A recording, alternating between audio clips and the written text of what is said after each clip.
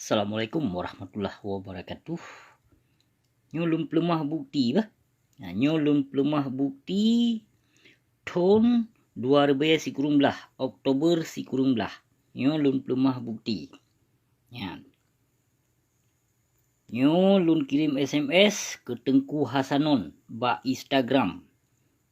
Nyolun yu petanggung jawab ba gonyan. Yang barokon lun kalon profil gonyan.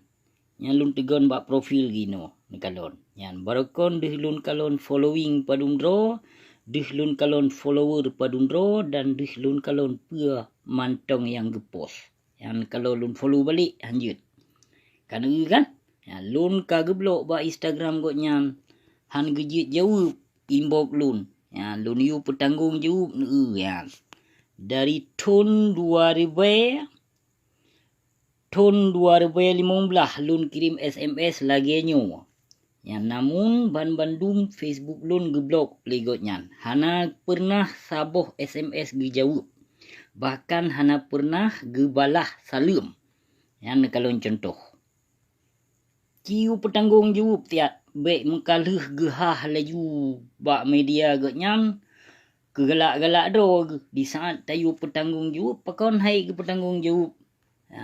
Yang kalau contoh bukti. Nan kalau contoh bukti kan. Ciu petanggung jawab tiap. Baik yang nak cerong tebar fitnah bak media tul fata media gotnya. Aduh pegot peng.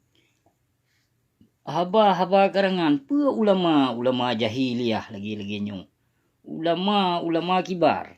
Ulama iklan tu. Yang kalon cedram tuah. Baca ke drone. Baik lun dustan tu. Kan kalon kan. Terima kasih. Assalamualaikum warahmatullahi wabarakatuh.